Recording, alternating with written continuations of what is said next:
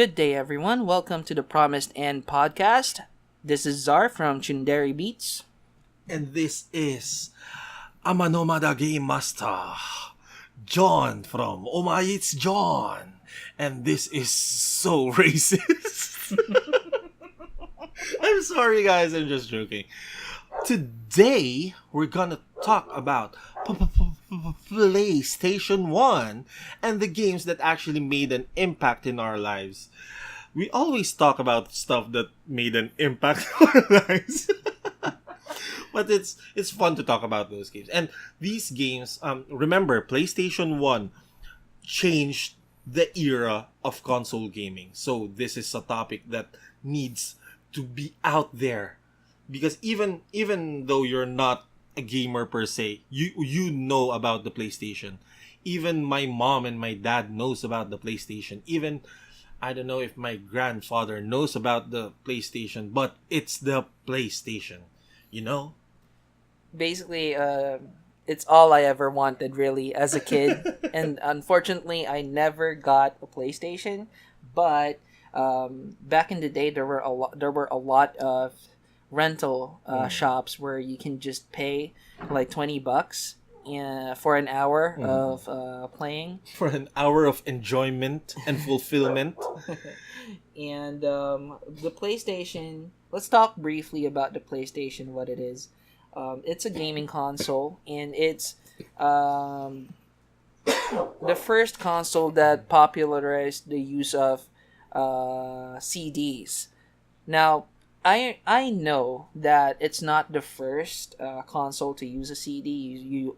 You actually have the Sega CD. Yeah, Sega Saturn also uses CD, if I remember correctly. And the Sega Saturn was released first. And also, even the 16-bit system, the Sega Mega Drive has this, or the Genesis had an add-on. Don't use Mega Drive. Yeah, I'm so used to calling it Sega Mega Drive, but the Genesis had an add-on for CDs. It's the Sega CD, and but of course, Sony did a better job at marketing their stuff, and they were able to convince people that, hey, this is like the way of the future, and basically the competition was just blown out of the water because PlayStation features in their games, they feature full-length video clips, which was not possible for cartridges back in the day. Also, they had a complete soundtrack, vocal tracks and stuff. Unlike other games, even the N64, they had to actually sacrifice a bit of their sound quality. You don't really have a lot of music that has vocal tracks in it, and you don't have video clips in those games. Unlike in the PlayStation, it was actually a possibility because the CD can contain a whopping 650 megabytes. Yes. So whopping 650 megabytes of data. So yeah, that's what the PlayStation is, and also it doubled as a media player, right? So you can play music in the PlayStation, and with an add-on that you slap at the back, you can turn it into a VCD player as well. Also, there's only one console that almost beat the PlayStation 1, but with the advent of the PlayStation 2, it got fucked up, which was the Sega Dreamcast. It was the only one who almost beat the PlayStation 1, but we be more powerful than the Dreamcast, matey. Yeah. Yeah, and just to touch on that briefly, it's just that Sega has this thing of releasing their shit early, and then they get soundly beaten by Sony afterwards. Yeah, they have this thing. I don't know why. And now, look, Sega just produces stuff for Nintendo and Sony. Yeah. Sadly. They basically, they became game development firm. But they no longer produce consoles. They're a good game dev firm. Yeah. No doubt about it. I think this stems from them having an understanding of how consoles work and how you should develop for consoles. Unfortunately, the console business did not work out for them, but they are producing games that are really iconic games, really, like the Yakuza series. But enough about that. Let's go back to the PlayStation. Okay, so when we talk PlayStation 1, let's start strong. Even though I don't want to talk about this topic. Final Fantasy 7. Oh, okay. At one point in time, this was the best-selling game ever, right? To be honest, let me be honest here. Final Fantasy 7 is my intro game to the PlayStation. My cousin got his PlayStation. Basically, relatives from the States sent in a PlayStation to him, and it came with Final Fantasy 7 for some reason, and he didn't know shit. Basically, he didn't want to play that game because for him it was boring. It's a Final Fantasy 7 is a JRPG, a Japanese role playing game, and you play. Basically, you control several characters at once, but your main character, Cloud, is this It's this emo kid who lost his memories and fucking took over the identity of one of the best Final Fantasy guys ever.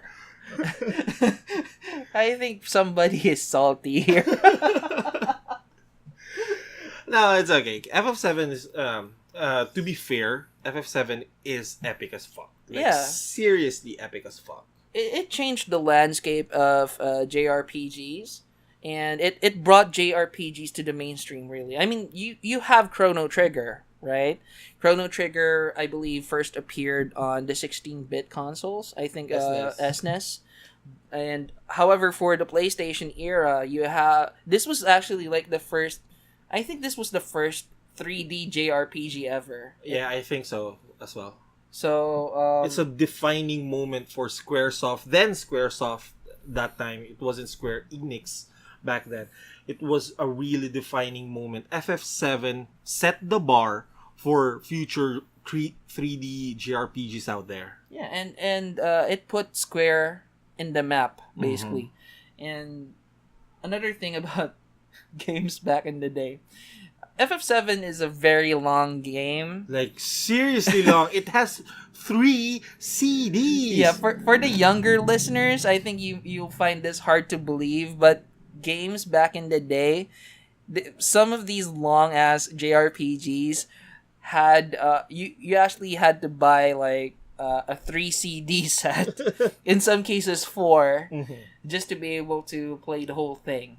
Unlike now with the prolific use of Blu-ray DVDs, you can just contain a game into 1 CD. But back in the day, for long games like Final Fantasy VII, it had to be 3 discs.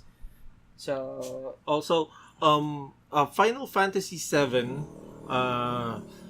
made one of the most iconic deaths in video game history. It just did, man. Like, seriously, for those people, if you're listening to this and you like Final Fantasy VII and you know Final Fantasy VII, and even if you don't know Final Fantasy VII and you've been into sites like 9gag, you'd know that one of them will die. And one of the most annoying, what do you call this? Video game hoaxes out there is bringing this poor dead girl back, and it just won't happen. It just won't happen. I apologize for the background noise. Like the dog outside is barking at some passing vehicle Minions. for some reason. So please bear with it. Okay, so again, Final Fantasy VII is good as fuck. It featured your team trying. At first, you were trying to give the finger to the man, just topple a government, then discover that you suddenly get thrown into an array where the government's chasing you all over the world.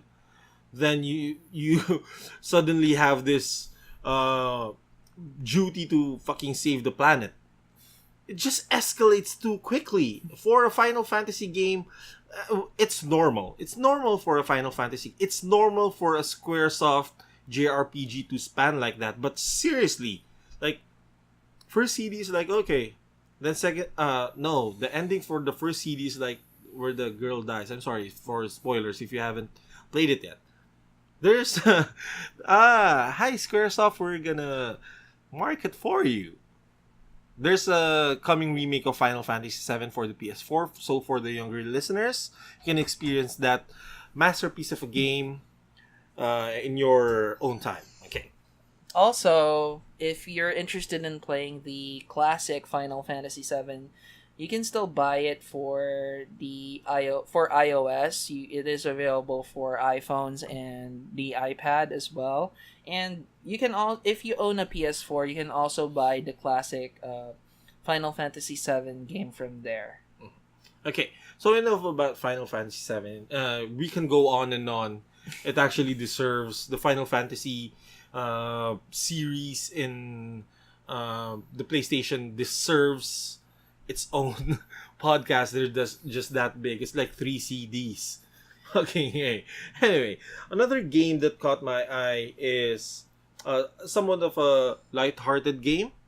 One of the light-hearted games that's actually the mascot of the PlayStation, of Sony's ride into popularity to stardom, which is Crash Bandicoot.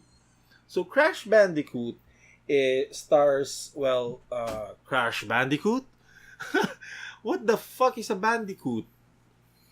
What the fuck is a bandicoot? It's a Australian mammal, Okay. but it's not really important.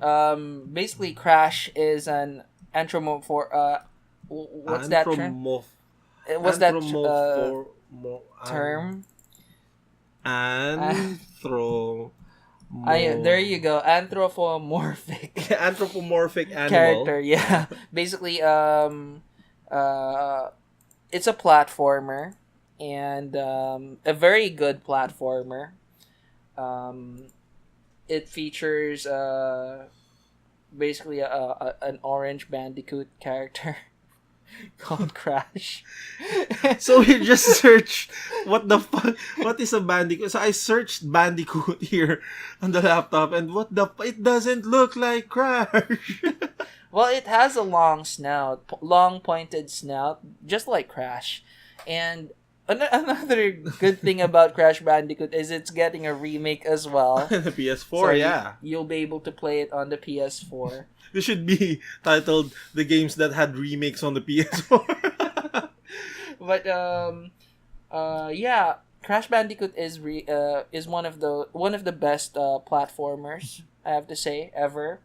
And although I don't see anything remarkable about it, it's just that it's a really good platforming game. It's really fun to play because Crash can die in a number of ways, and it's different if he crashes into, especially in the later installments in Crash Bandicoot 3 Warped. When he dies in a nitro, sometimes only his shoes remain. When you jump into a watery end, you just get eaten by piranhas. It's one of the small things that made the game different back then. You always die differently in a Crash Bandicoot game. And these deaths are really hilarious to see. Yes, seriously. Sometimes if I have enough lives, I just and there's this funny Crash dying scene. I just replay it all over just to laugh. Anyway, so Crash is the poster boy for the PlayStation 1. And they're trying to bring back his popularity. Let's just see if it will happen. I remember back in the day, the commercial wars between Nintendo and Sony was so bad. They had a guy who wore a Crash Bandicoot costume, and he showed up in front of Nintendo. This was an actual commercial, and he was calling out Nintendo for being this sucky game console company, and basically people called out other people back in the day. It was really fun to see. Unfortunately, Crash Bandicoot sort of suffered a demise, right? Like he sort of faded out of popularity. And did he actually appear in other consoles or something? PS2 had the Crash Nitro Kart. Oh But yeah, that's the last. That's the last. Crash actually got into the kart genre, the racing genre. In terms of beating up Mario Kart, there's Crash Team Racing. It's actually a good game. CTR was a good game, but you just can't beat Mario. Yeah. Don't call out Mario, man. Oh, That's and insane. this was made by Naughty Dog. This was I think this was their first hit. And it really put them on the map. And you may know Naughty Dog now for Masterpieces like The Last of Us and the Uncharted series as well. So yeah, this is basically the game that put them in the map. Okay, so enough about this stupid Bandicoot. So what other games? Monster Rancher. Monster Rancher, the game with the mechanic that lets you break your PlayStation. I'm actually rolling my eyes right. Yeah, this is for all our previous episodes. He actually rolls his eyes a lot. So, Monster Rancher was a game that was introduced on the PlayStation 1 console. It's basically it's like Pokemon. You do battles in arenas and stuff. But the main thing in Monster Rancher is in game they have this disc stones where you summon monsters, and they translated it into real life. Here in real life, to get those disc stones, it's actually a fucking disc. So if you want to summon a monster, you open the PlayStation while the game is running. You open up the PlayStation cover, put another disc inside the at the PlayStation, close the cover, and wait for the monster to load. After loading, you put back Monster Rancher. It actually spun off an the popularity of this in Japan actually spun off an anime about it, and it's so funny. And in actually the ending was so teary drama-ish. Yeah, for shonen. And Monster Rancher redefined how you summon monsters. They tapped into the real world this time, and I don't know, back in the day it was so cool. Did you I remember having one of the strongest monsters, Phoenix, or was it Joker, from a CD of, what do you call that? Scorpions, the singers, the old band. My dad has a CD of that, and I got one. Then from the Backstreet Boys CD, I got like Melon Suezo, Backstreet Boys CDs. Okay, I won't talk about the CDs I have in my home anymore because some of them are CDs that have dubious anime. Have dubious anime. Yeah, I think I'm a bit salty about Monster Rancher because I Come I on. also played this game. Unfortunately, I only ever got either a mochi or that raptor type. Dino. Yeah, and also like there's this monster there's this monster which is just a sheet of plywood. Monol, I think, Monol. is what it's called. And I get that shit a lot. I've tried several discs, but all of them just give me this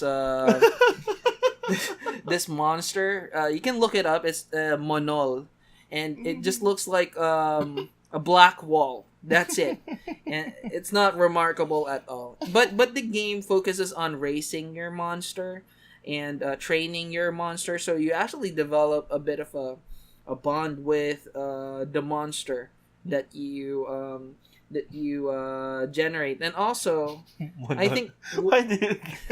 I think what Sorry. made this game popular is that the innovation of just asking you to open the PlayStation tray, because it was something that was unthinkable. Like you shouldn't do that because it's still running a game, right? But yeah, Monster Rancher actually asked you to Open the CD cover. Yeah, open the CD cover, grab another CD and replace the Monster Rancher CD, close the cover, and wait for the monster to generate. It was an awesome innovation. It was the only game that made you do that. Because other games, if you open up, they will freeze up. They will actually break your game instead of you helping it. Except for FF9, that if you're gonna try the 12-hour Excalibur 2 run, you need to do that trick to skip the FMVs. Also, there's a Vigilante. If you want to listen to other music while you're playing the game, you can actually remove the game disc and replace it with a music CD. That was good. I didn't know that. Yeah, you can do that with Vigilante as well. But of course, all of this came after Monster Rancher. Yeah, I think they copied the fucking code out of it. Okay, so after Monster Rancher, let's talk about the deeper games.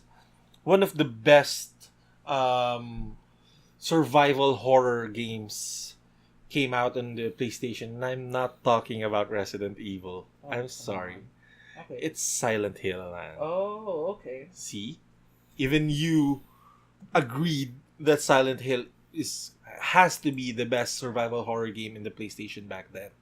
Yeah, basically, oh my god, I keep saying that word. I just noticed. But Silent Hill is indeed one of the best, if not the best, survival horror game in the PlayStation 1 or in the PlayStation. And just look at this stuff. The reason for that is because it's very cinematic in presenting horror, and it's not heavy-handed when it comes to horror. It will scare you, but not because of gore or monsters. Not jump scares. Or jump scares. But it will scare you because it will make you think. Exactly. And Silent Hill is actually a game that it's not. It has its share of gore and jump scares. Don't get us wrong, but this series or the original Silent Hill makes you think about things or themes, life themes that you won't. It isn't supposed to. You're not supposed to feel this when playing a game. It's just not. I don't know. It's just not real, man. And I love how they used the limitation of the PS4. I mean the PlayStation, not the PS4, but the PlayStation, because the PlayStation couldn't render faraway objects. So what they did was they turned that into a mist effect, and it plays on. It actually adds to the horror because you can hear stuff, but you can't really see it. And I like how they are very efficient in using utilizing the limitations of the console.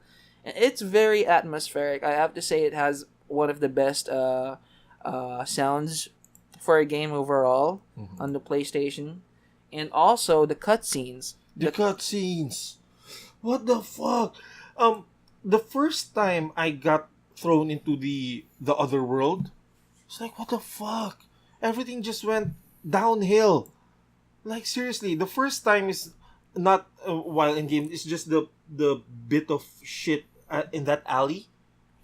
It's like it just went south. Like, seriously, I tried playing this alone. I was alone at night. All of my relatives, my parents, and my bros are upstairs sleeping. So I got bored of Mega Man X4. I'm gonna talk about Mega Man X4 later. I got bored and I just purchased Silent Hill, and I knew it was scary, so I put it on and I tried playing it, and then I turned it off after like 5 minutes.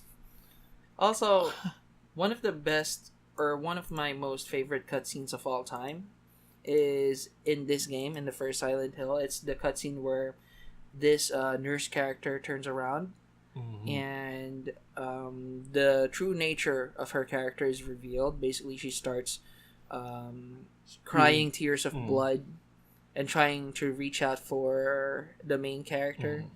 It was a very it's not just a scare. It's not a scary scene really. It's a very emotional scene Mm-hmm. for me,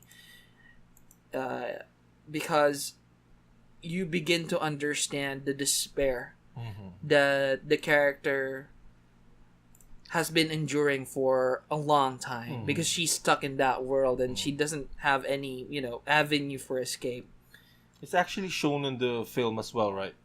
I The red believe nurse. Yes, but it was not as it was not depicted as good Mhm. as it was in the The first game, because well, the film, although the Video film game is movies are not that. Come on, video game movies are sucky by nature, but yeah. it's sort of hard to depict Silent Hill as a movie, because it just has a lot of elements to it. Mhm. But I think the first Silent Hill movie was okay. Mhm. It's just that it was not as sensitive with the themes as the Mhm. game was. It was a bit of a blatant. There was a lot of blatant body horror on the Mhm. film. It was very heavy-handed when it came to the scares. Yeah. Unlike with Silent Hill, the game, the scare is very subtle and it will creep on you. Mhm. That's why you don't go playing it at night, Yeah. because no, you just no. Or don't play it alone. Yeah, don't play it alone. Always have a buddy to scream with you and to like pull you out of the portal. Anyway, so let's talk about another platformer. I don't know if you play this, or have you played Mega Man X4? Only watched somebody else play it, because I actually stopped playing Mega Man during the 8-bit era. Mhm. The only Mega Man I played after the 8-bit era was Mega Man Legends, which I Yeah. would like to talk about later after Okay. this one. So Mega Man X4, I'm just talking about it briefly because I think Mega Man needs a homage, the original Mega Man series. Yeah, you need Like- to pay respects. Yes, of course. And it's Mega Man X4 is again one of the Mega Man, or the what's it, a platformer as well, right? Yeah, it's a It's a platformer. side-scrolling platformer that redefined the series on the PlayStation 1. Despite it being a Mega Man game, some elements were introduced. Again, these elements were present in the Mega Man X, X2, and X3 series on the SNES, but X4 had the anime cutscenes. Yeah. It made use of the power of the PlayStation 1 to produce anime cutscenes, even though the English dub is sucky as fuck. The Japanese were top notch, and there were issues of trust and betrayal in there, especially on Mega Man and Double's part. It had the "What am I fighting for?" scream of Zero when Iris died. It's so good. It was just so good, and the graphics were nice back then. Mega Man X4 was really had a really nice graphic line, even up to X6 in the PlayStation 1. So yeah, I think they deserve a quick shout out. Okay, so as Zar mentioned, there's another Mega Man game that Capcom tried to what do you call that? Uh, set set a record on, but it did had a cult following, which was that was Mega Man Legends and Yazar. Well, Mega Man Legends is a departure from your usual Mega Man Mhm. game. It's in 3D. It's the first 3D Mega Man game, basically. Unlike Mega Man X and all of the other Mega Mans before it, Mega Man Legends is about exploration. You have an open world that you can explore, and your What- character is not really the same Mega Man from the other games. You have a new character, Mega Man Volnut, but you still have Roll, Doctor Wily, and Doctor Wily, of course, which Doctor are Light. was it Doctor Light? Yeah, Doctor Wily was the antagonist. No, I mean in Mega Man Legends, I think Doctor Light is not there. No, I think I think it's Wily. I don't think If I it's Wily. remember Let's correctly. check. Try Doctor Wily Mega Man Legends, I think it's another. or probably some other Doctor. It looks like Wily, but it's not Wily. Yeah, but there's the one you call Gramps. Oh yeah, Yeah, Gramps. it's Roll's grandpa. Yeah, Mhm. Gramps. But he does sort of kind of look like Wily. Oh yeah. But Yeah, I'd give you they don't call him Wily. They just Yeah, call him Gramps. Gramps. And Basically here in Mega Man Legends, you're considered as miners. yeah. Yeah, and you mine for the refractor shards inside dungeons, because in the world of Mega Man Legends, you are explorers like archaeologists and stuff. You go for diggers, not miners. I remember. You're diggers that look for refractor shards. Refractor shards are a source of energy in their world. They are from the world is now turned into like this sea water world thing, and in order to power your ship and to gain money, diggers go for digs and get refractor shards from either the defeating enemies and clearing the dungeon themselves. What I like about Mega Man Legends is it's a very extensive 3D dungeon exploration game. You didn't really have a lot of those on the PlayStation back in the day, because most of these 3D dungeon exploration games were on the PC. But with Mega Man Legends, you are able to actually move around and explore environments. You have a central hub, which is the city, and the the cool thing about the city is it gets sort of destroyed at some point in the game, and you get to take part in rebuilding it. Basically, you invest in the city so that it can be rebuilt. There are actually some parts in the city that you want to be destroyed. Some of them are like the secret dungeons and stuff. Yeah. So before rebuilding it, you would want to clear it, but it's hard as fuck. I remember completing this game like Yeah, same 100%. As well as Mega Man Legends 2. But sadly, I did not play 2. Legends 2. Legends 2 had the what exactly are you? Did you remember Mega Man Juno? Yeah. Yeah. He's like the final boss of Mega Man Legends. You're supposed to be the other Mega Man. There's Mega Man Juno and you, Mega Man Volt. Oh. You're Mega Man Volt, and you just lost your memory. Okay, so in Mega Man Legends 2, there's a continuation of that world-ending drama, and it's actually really good. I recommend you revisiting this game sometime. But Capcom sort of lost interest in the Mega Man franchise for some reason. I have not seen a new Mega Man game in years, and even Mega Man Legends 2, because I've read about how this one concluded. He's basically stuck in the moon, if I'm not mistaken. And he's still stuck in there because Capcom won't continue the games. I don't see why they won't do that, because Mega Man is Mega Man is an iconic game character. They don't have the developer anymore, or the creator of the Mega Man series in Capcom anymore. But they own Mega Man. They don't need him. I mean, after the failure of Mighty Number 9, come on. I think they know how to make a Mega Man. Actually, they continued Mega Man on the Nintendo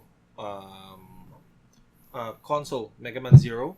That's insane. That's insane. That's Mega Man Zero is an insanely hard game, seriously. I was able to finish that as well, but it's a very very serious It's a game. very, very serious game. We don't recommend playing it if you're just in it for casuality, because easy mode will destroy you. Seriously. I remember the way you actually gain power ups in this game is you actually collect fairies, like electric Dark elf. The elves. The elves, yeah. And in order for you to actually gain powers, you have to feed these elves experience points so that they can level up, and then they will actually die once you actually consume And they them. will And leave the item or Yeah. the power up for you. They It's will, insane. and that's why I had a lot of elves left over because I couldn't really just kill them, right? And they were drawn really well, like so cute, and you just kill them. Anyway, it's not a PlayStation game. Let's not talk about that. Okay, so another one in our list is my favorite game of all time. I know that Zar didn't really visit this game because, it's too deep for him. But don't say that. Anyway, that's definitely Chrono Cross. Oh my god. Chrono Cross is the direct sequel, direct sequel to SquareSoft's massive hit Chrono Trigger on the SNES. Chrono Cross is basically a game that's too early for release because the it's just so beautiful, man. At that time, it's just so beautiful. The soundtrack was so awesome. The cutscenes were so awesome. The graphics at that time was so awesome. The character developments were so awesome for the main characters because there's just too much characters in there. It's like Suikoden. You can only, some of the characters are included in the main story, but some are just you just meet them and just join. But Chrono Cross, the story and the gameplay was different at that time. The story, if you have played Chrono Trigger or if you have an inkling to what it is a time travel game. And Chrono Cross wasn't a time travel game, even if it has Chrono in the name. It's like a cross-dimensional travel game. Think of the show Sliders. It's basically like Sliders. You have counterparts on the other dimension. Okay, so Chrono Cross, you keep crossing dimensions until you find what's wrong in each of them, and you would save the girl in the end. So it's basically Mario with awesome fighting and cutscenes. And that girl is essential to the plot because she was missing since Chrono Trigger's time.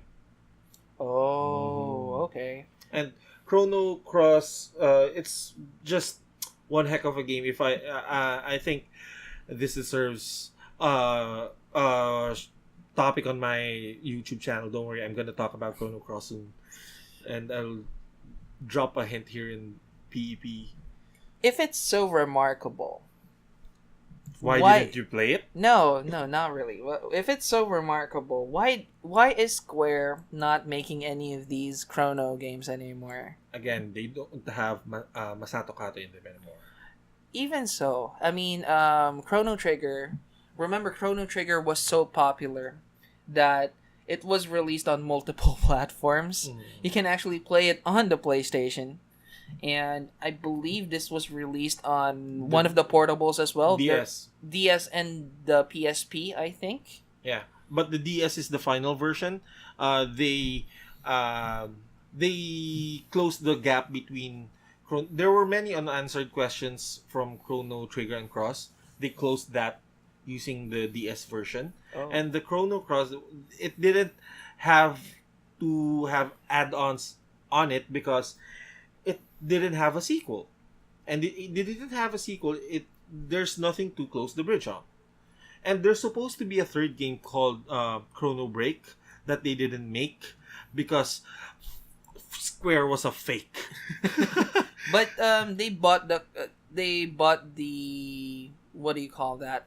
The rights to the title, right? It's a rights to the title, but it's like if I will give the rights to you, you can use my title, but I still hold patent over it. Yeah, well, they have a copyright on the title Chrono Break. Like they filed like a copyright thing on that. Yeah, one. nobody can make a Chrono Break anymore, and it's so sad. See, it's so awesome. It's supposed to be so awesome, and there's actually a fan-made game called Chrono Trigger, something burning petals thing that uh, that's supposed to bridge what happened between Chrono Cross and Chrono Trigger. It's a very good fan-made game, but Square filed a lawsuit. Oh, okay. It's I think it's quite petty.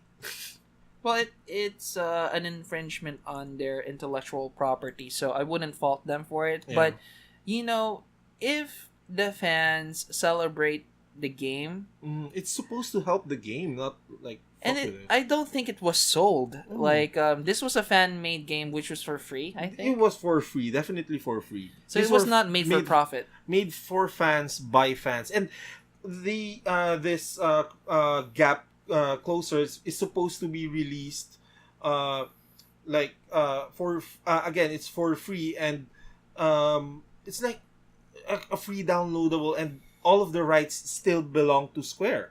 So it's just sad that they didn't go through with it, and instead they released the DS version, which closed the story.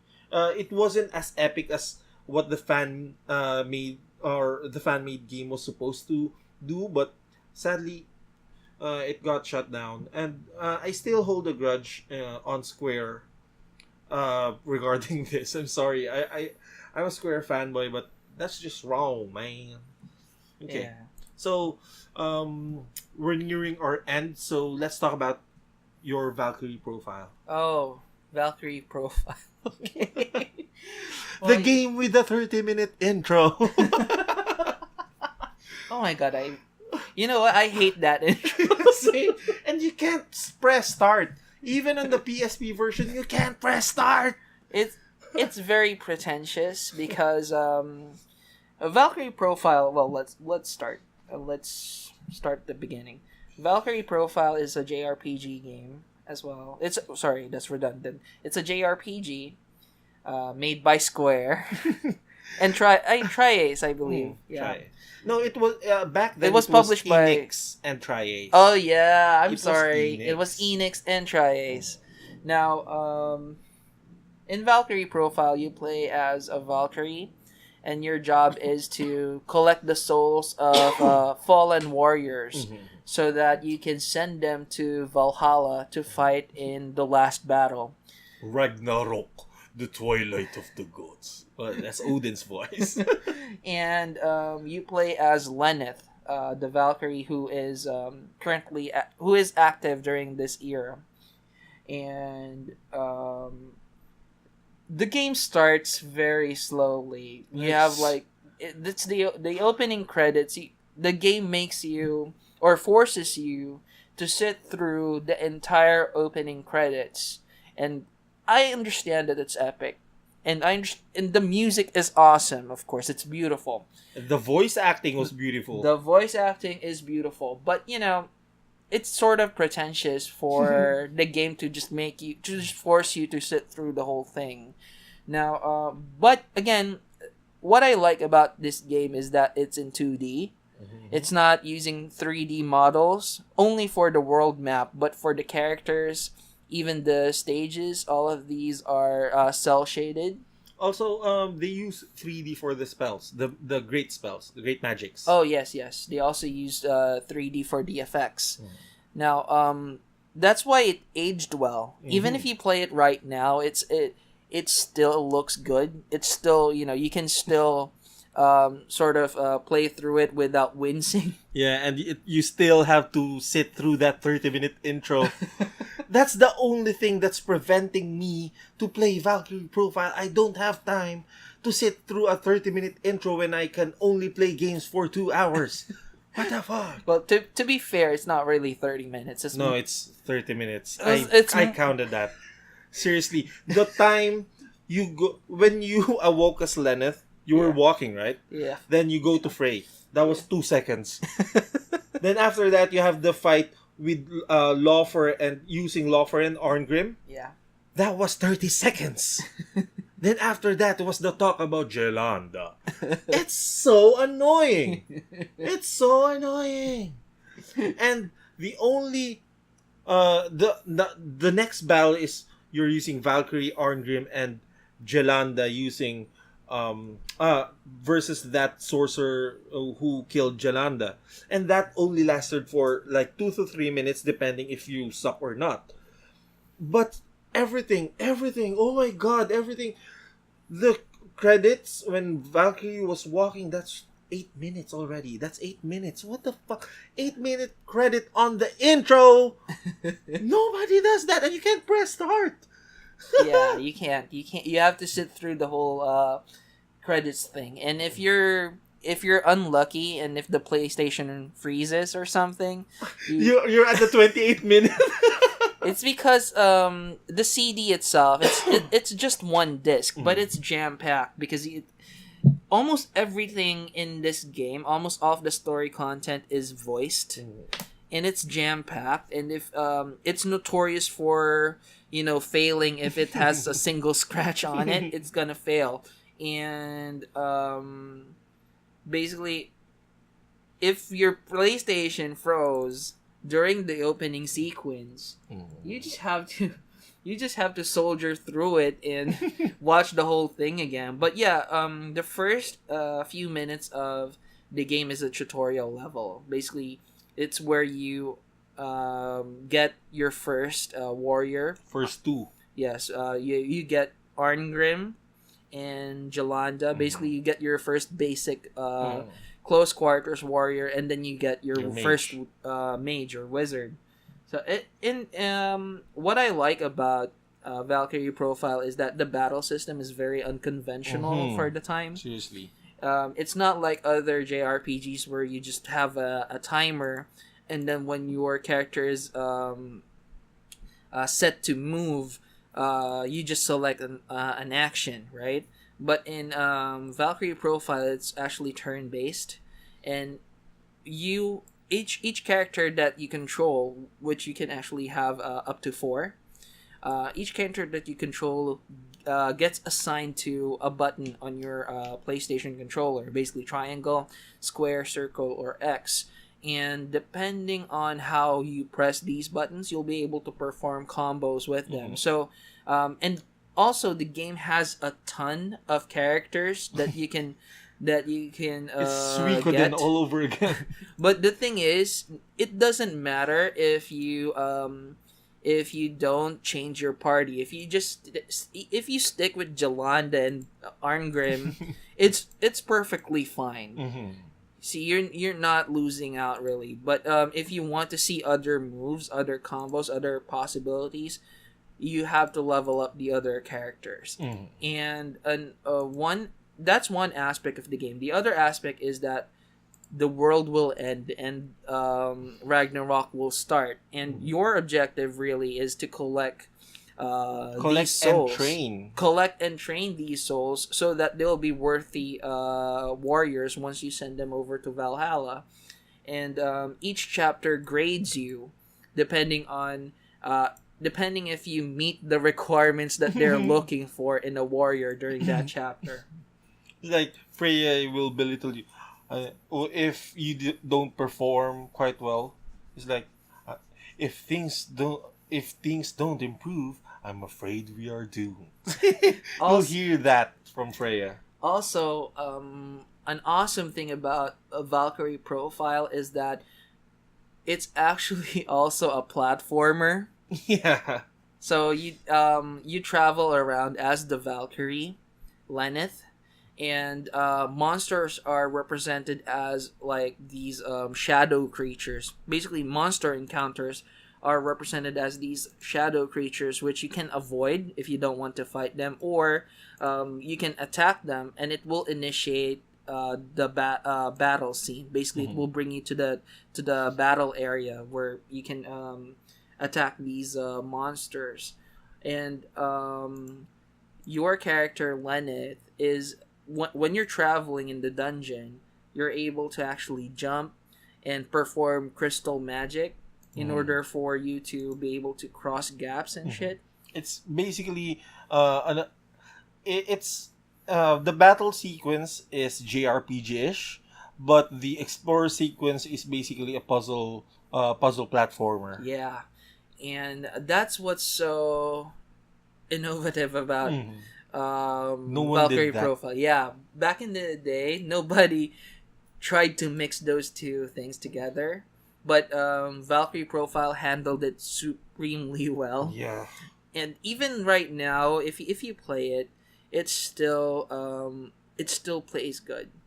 It's still one of the games that you would play even though you've finished it. You just have to sit through the intro, but everything plays so well. The characters, the involved in the story are so can be so loved. I myself love Lizard Valet so much. Seriously, he's the best mage ever. Hey, he's crazy though. Exactly, he's the best. That's Lena inverse for you. See? Okay, so uh, uh, to wrap everything up, this just one more game, and I think you've played Suikoden, of course. Actually, no. Seriously? I just watched other people play it. Like I said, I didn't own a PlayStation Mhm. back in the day, But you know so Suikoden, right? yeah, I know Of course. Suikoden, and And the 100 fucking 8 characters you yeah, have. I think this stems from Chinese Mhm. literature. Mhm. Basically, you have the water line, and it had the 108 stars of destiny Mhm. as well. And Suikoden, back then Suikoden was one of the most epic games ever. 1 and 2 on the PlayStation 1 was so epic. It involves a protagonist who's caught up in some weird fucking business by the government, by the kingdoms. Then suddenly he gets thrust into something that changes his life forever. He or they gets the runes. These true runes are actually world changing magic or world changing stuff that makes humans capable of changing terrain, controlling the elements, be the absolute sword and the absolute shield, live forever, etc. So basically, the kingdoms sought these powers. Yes, the kingdom sought these powers in order to battle each other and prove who's superior, but you you're no one, but you got one of this.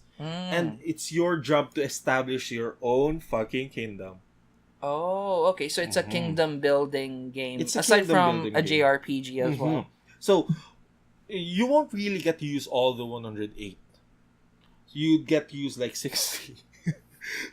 But still, 60 or 40. But the stars, it's called Stars of Destiny, right? These stars contribute to your castle. You get the, yeah? What are you talking about? Like, what are these 108 stars exactly? These 108 Stars of Destiny accompany the hero of Suikoden 1 or 2. And these are companions that would be truly loyal to your cause. And these 108 stars will change destiny and will change stuff that will happen all throughout the game. For example, in Suikoden 2, 108 stars, you need to collect all 108 stars to revive one of the stars, or else you will die. Okay, so you had the power to change destiny. And this character that's supposed to die is one of the main characters in the story. If he's not there, you won't get the happy ending of the story. So that's one of the things. And again, as I've said earlier, it's not all of them don't really get a fighting chance. Others are there to be your chef, to be the waitress at your inn, to be your mascot. There's this octopus on your lake. Yeah, So this octopus is also a star. yeah. or the unicorn. You can choose. Oh wow, okay. Yeah, and there's ninjas, there's knights. You have a star that takes care of your teleportation needs, and basically it's everyone and everywhere has a role. It doesn't have to be fighting all the time because when you're building a kingdom, everyone doesn't fight. Someone has to take care of the things at home, back at home. Else you won't have a home to return to. And I think that's one of the beauties in Suikoden. You don't know who is eligible for to be a star, except for if they have a portrait or something. Sometimes they don't even have a portrait. So it's like, what the fuck? Is this person a star, or do I have to get this to get this? It's a decision, a mini decision making game. It's so fun. I wasted so much time playing this. I remember back in the day, this is one of the reasons why people would buy magazines. Because back in the day we didn't really have internet access to search these things up, and people would buy electronic gaming magazines or PlayStation magazines just so they can access a full walkthrough of the game, because there are like a ton of characters to collect in order for you to get, I guess, the true ending. And I think from what I saw, one of the innovations that Suikoden did was that it gave you an incredible amount of people that you can choose from when it comes to forming your battle party. Yeah, there's actually combos like the pretty boy combo. All of your party members must be pretty boys. Yeah, in Japanese it was the shonen combo. But does it really like do something? Do fucking massive damage. And there's the brother and sister combo. There's the friendship combo. And it's so funny, the dialogue, do you want my carrots? You're stuck in a jail and do you want my carrots? They put some double intenders, and the combo system not just applies to the what do you call this, the attacks, but as to rune usage as well. So it's a really, you think up of stuff. Oh my god, we don't have time anymore, but there's another game. Let's do a quick thing. It's 1 minute. Breath of Fire 3. Oh, Breath of Fire 3, yeah. This is an epic JRPG. I'm sorry, Breath of Fire 3, you're supposed to be in this list. Seriously? Yeah, this is an epic JRPG about this dragon baby. It's a dragon. It's a dragon pup. Yeah, and basically this dragon pup gets lost. Basically, he was revived, and he gets lost, and some people pick him up. And the story goes from there. And basically, he was picked up by a group of thieves. And it's a standard JRPG when it comes to battles, but one of the notable systems in this game was the egg system. This is where you actually can turn into different dragon forms. It's the DNA system. Yeah. The what do you call this? There's a term for that. I forgot. Where you can combine different DNA forms, dragon DNA, to make a completely new dragon. For example, you have the fire, water, and thunder. Fire, ice, and thunder dragons. If you use just the fire dragon, you're told, into a fire dragon. But if you use the fire, ice, and thunder dragons all together to transform, you get the Trigon, which allows you to use 3 different magics. It has different stats, etc., etc. And this is one, if not the defining characteristic of, or defining gameplay attribute of this game. It's just so mind-blowing. And the story, man. The story. Seriously. There's a lot of characters in the story that have really good story arcs within it. And I believe this also had a sequel in the place in the PS1 in the PlayStation 1, Breath of Breath of Fire 4. Yeah, but it wasn't a direct sequel. All of the Breath of Fire games don't affect each other except for 1 and 2. And they say that 3 is set in a far off future Yeah. after 1 and 2. And after that, 3 in the far future and 4 is set in an entirely different world. Well, that's sort of weird because in 4 you still have the same set of characters though. Yeah, but it's a staple. There has to be a Nina.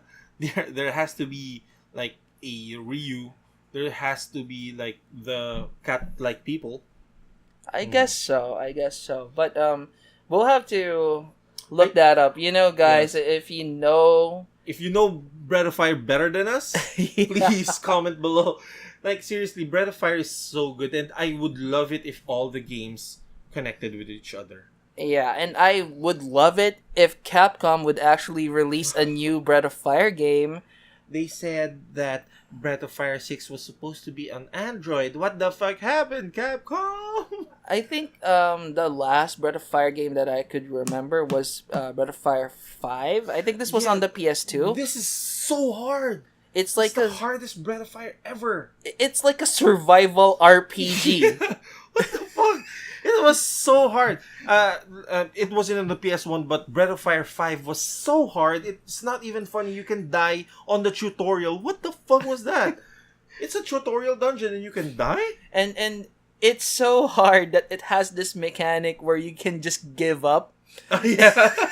And the game will actually reset to the very beginning, but I believe you get to keep money and It items. gets easier, but you can't get the good ending anymore. Oh wow, so you miss out on the good ending if Mhm. you reset the game? Mhm. That's crazy because it's too hard. I actually tried playing it because the intro cutscene was fucking awesome. Yes. Seriously. It was fucking awesome, but when you start playing the game, it's just so difficult. I mean, Dark Souls does not hold a candle to this. Yes. Dark Souls is fucking easy compared to this Yes, game. and the reason why is because Dark Souls was you control the character. Here, it's a fucking tactics RPG survival game. You don't do that. And one of the main things in Breath of Fire games is you can actually turn into a dragon to make things easier. Here, if you turn to a dragon too much, you can fucking say goodbye to the best ending again. So you don't get. So why is it called Breath of Fire? It should be a hard fucking RPG game. Like, right?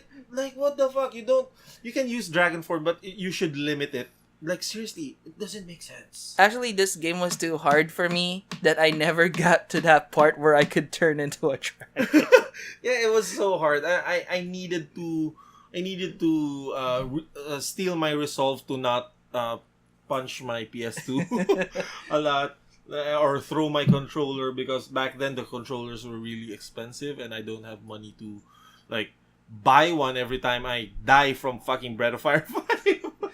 I just felt that it was too stupid, and I did not even bother looking up guides for this Yeah. game because it was just I couldn't accept the fact that Yeah, you were beaten by an RPG. yeah, like a JRPG would actually just destroy you in the first few minutes. It's just too hard for me. It's just too hard as well. But again, I just resolved and got the. That's why it's called Dragon Quarter. Yeah, Dragon Quarter. If you keep using the dragon form, you won't get even to a quarter of the dragon because you're using up the dragon genes. Oh my god.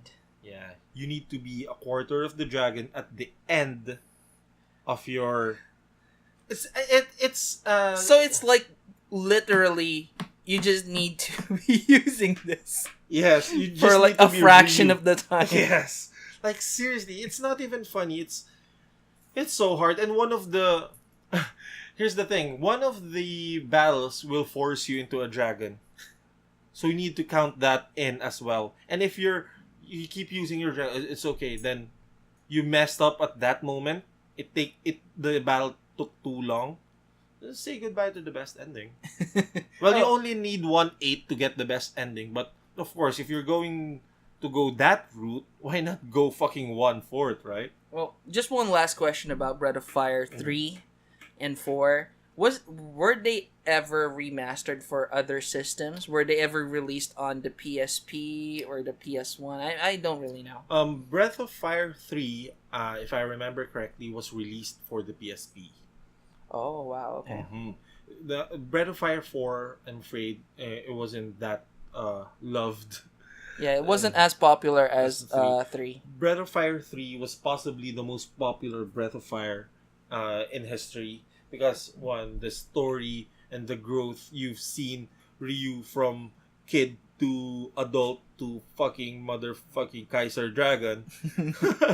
And it's just too epic. Four was decent, but the characters just fall off short. They don't have anything to compare. Like Krei from 4 doesn't compare to Rei. Nina in 4 is so bland compared to Nina in 3. And who else? That's it. And the Ursine Ursula doesn't compare to Momo. They don't have their own. They have their own backstories, but it's just like I'm a soldier and suddenly I was betrayed, so I'm forced to go with you. It's So like that. The character development isn't that good as Yeah. the third one. The third one, everyone, Gar, even though the bulkiest one who wore a skirt, that storyline was epic. Seriously, and even Nina's like once you come back as an adult, once you try to clear your name in Windia, it's still good. And I don't know. 3 and again the dragon transformation of 3 it's one of the things you can mess around with the genes. Dragon genes. It's not dragon DNA. You can mess around with the genes and still come up with a perfectly fighting dragon. Unlike 4, you just need to search for the dragon, and it's like okay, I will bestow my power, and then poof. Oh, so there's no mixing anymore. No, you just search for dragons. Although looking for the dragons is a tough thing. There's no customization when it comes to making dragons anymore. Yeah. Mhm. And it doesn't look like a fucking dragon anymore. Oh. Okay, so with that, we've covered Breath of Fire. I know there are other games. Okay, there's Final Fantasy 8, 9. Nice. There's Tactics. Okay, there's your Final Fantasy, guys. What else? Other platformers you want? There's Tomba. There's Spyro. I don't know. There's your Resident Evil. Even shooters like Siphon Filter. Siphon Filter was good. I love tasering people to death. It's one of the most satisfying feeling ever. Also, maybe this is sort of out in the left field, but Tony Hawk's Pro Skater 2. Of course, a lot of kids dreamt of being skaters because of that game, and me included. Also, what's this game? Tony Hawk, Siphon Filter, Duke Nukem. Duke Nukem. I actually enjoyed Duke Nukem for the PlayStation. Even though the multiplayer is so stupid because you can just look at the right side and there you are. Because it's a split screen, right? Same with Siphon Filter, but it's just so fun to play. Seriously. What else? Quick mentions. Tenchu. Tenchu, yeah. Tenchu was one of the best stealth games ever. It's fun just ripping the throat out of someone or poisoning them with the rice ball. I don't know why the guards... Ooh, rice ball. They would pick it up and eat it. Oh. Out of nowhere? Seriously, right? And also, fucking Metal Gear. Come on. Oh, yeah. Metal Gears. It deserves... the Metal Gear series itself deserves another episode. It's just... Don't worry, Sir Kojima. We're gonna honor you. Fighting games. Guilty Gear. Yeah, there was Guilty Gear. The console versions of Marvel vs. Capcom, X-Men vs. Street Fighter, Marvel vs. Street Fighter with Norimaru in it. And Marvel Superheroes as well. Superheroes. And Children of the Atom. Tekken 3. Tekken 3, yeah. Tekken 3. Racing games such as Gran Turismo. Ridge Racer. I don't know if Driver was one of them, but it's like a semi-fake GTO. A GTA, sorry. GTA, yeah. Semi-fake GTA. There were a lot of games in Harvest Moon. I'm sorry, Harvest Moon is also one of the best games, best remake. Even though you still do the same thing and farm stuff, it's basically Farmville with a character, but it's still satisfying as fuck. Yeah, it's an awesome game. From all the fighting and blood drawing, just play Harvest Moon to soothe your soul. What else? There's so How many. about Fighting Force? Fighting Force, Captain Commando. there's this Japanese beat 'em up game. I just forgot about it. Fighting Force. I always play as the big guy because the like spinning arm thing. Yeah. It's just so overpowered.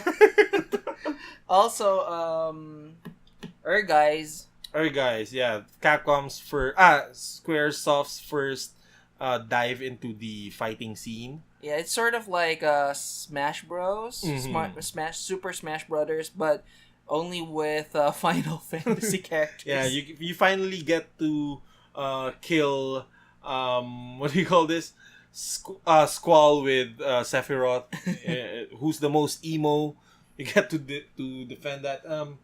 What else? Series. There's the Diablo 1 PS1 version, which has a PS1 only boss in it. Oh, also the Tales RPGs. The Tales RPGs. There's Tales of Destiny and Tales of Eternia, which was wrongfully named Tales of Destiny 2 because there's an actual Tales of Destiny 2. And what else? Grandia. Don't start with that. I'm still bitter. You have Grandia, Alundra. What else? Alundra, the fucking game that fucks with your mind. I'm playing to relax, not to get stressed. Vampire Hunter D. Oh god, that game was so ugly, to be honest. It's so ugly, but its left hand was so fucked up. It's like Resident Evil, but in the Vampire Hunter D universe. Yeah. Legend of Dragoon. Yeah, Legend of Dragoon. Legend of Ligaya. Legend of Mana. And whatever legends there are. I guess I also want to mention Cartia. What's that? It's this tactics RPG, but how do you spell cards. That? Cartia, Karrthih. TIA. I didn't know that. Yeah, it's a tactics RPG, but you use cards and you sort of mix cards to create creatures and spells. Why do they look like Final Fantasy characters? Is it made by I believe so. A lot of the RPGs were like made by Square or something. No, it's Atlas. Oh, also Brigandine. Oh yeah, Brigandine. And I guess Hoshigami. Do you know Hoshigami? No. It's another tactics. Also, Persona, or rather Shin Megami Tensei. Yeah. Also, there's what other types of games? There's Guardian Crusade. I don't know if you play that. It's a really really old RPG that's really good. There's just a shit ton of them. Seriously. Yeah. It's like a ton of good PlayStation games. Rhapsody. It's like back in the day, you usually picked a winner. Mm-hmm. You know, if you picked up a PlayStation game, you're gonna have fun with it. Unlike now, games are just released incomplete, and you have to wait for fixes or patches. Back in the day, games were tested. Games were tested to the death. Yeah, and like if it has a game-breaking glitch, it will automatically earn like. Yeah, it will be shunned forever. So that's why the quality of the games before is so top notch. It's because it's not easy to just release a game. You need to fucking make it as best as possible. Also, Lunar. Yeah, Lunar and Lunar 2. Yeah. I actually have a black CD for Lunar 2. Yeah, the original black Yes. CDs. And for those that doesn't know, the original CDs from North America, or I'm not sure even if the Japanese CDs, they have black underneath instead of the usual CD thingy. They're colored black. Yeah, instead of silver, the surface that the PlayStation reads is actually in black, and it looks fucking awesome. It looks fucking awesome. If you have that, it's legit as fuck. Yeah. It was just my Lunar 2 copy, Lunar 2 Eternal Blue Complete, was just given to me by someone, a friend that went abroad. Yeah. Okay. So, well, let's wrap this up. It's been quite a fun journey reminiscing these games, and if you guys have any other games that you would want to talk about, and if it piques our interest, let's talk about it. Put it on the comments below, and if it's a really big game that deserves its own episode, we'd be happy to do it, guys. And maybe, just maybe, what we've been, if you are near, or we can bug you, you can guess at that if you're an expert on that game or whatever. Okay? So remember to subscribe at that button below. It's red. You can see it easily. Please subscribe. We need them. There's a bell also. Click on it so you'd know when we are gonna release our stuff, and like our page on Facebook, and like the video if you want, but according to the top YouTubers, it doesn't matter anymore. So it's your call. Also, follow us on Twitter. What's our Twitter handle, by the way? It's at the Promised End Pod. At the Promised End Pod. It's at the pop. The pep. Okay, guys, this has been a cute journey. This is John. And this is Zar.